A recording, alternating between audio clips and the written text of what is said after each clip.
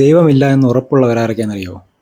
അത് നിരീശ്വരവാദികൾ മാത്രമല്ല, ഇല്ലാത്ത ദൈവത്തിൻ്റെ പേരിൽ കച്ചവടം നടത്തി കാശുണ്ടാക്കുന്ന ആൾക്കാരും ഇതിൽ പെടുന്ന ആൾക്കാരാണ്. അവർക്ക് യാതൊരു സംശയവുമില്ല, അവർക്ക് ദൈവം എന്ന് പറയുന്ന സാധനം ഒരു ബ്രാൻഡ് മാത്രമാണ്.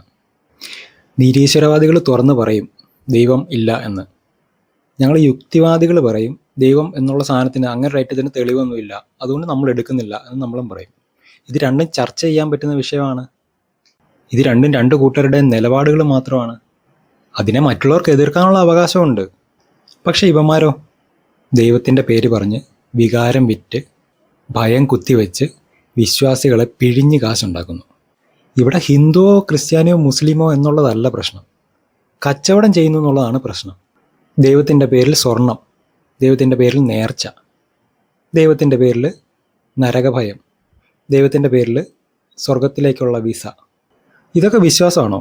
അല്ല, ഇതൊക്കെ ഒരു ഫ്രോഡ് ബിസിനസ് പാക്കേജാണ്. ഇവിടെ ഇരകൾ വിശ്വാസികളാണ്. ദൈവത്തിനെ ചോദ്യം ചെയ്യരുത് എന്ന് പറഞ്ഞിട്ട് എന്ത് ചെയ്യാനുള്ള ലൈസൻസാണ് ഇവന്മാർ കയ്യിൽ വെച്ചിരിക്കുന്നത്. വിശ്വാസം വ്യക്തിപരമാണ്, സമ്മതിച്ചു. പക്ഷേ ദൈവത്തിനെ വിറ്റ് വിശ്വാസികളെ കൊള്ളയടിക്കുന്നത് വിശ്വാസമാണോ? അല്ല, അത് കുറ്റകരമാണ്, അത് തട്ടിപ്പാണ്, ഉഡായിപ്പ് ഭക്തിയാണ്.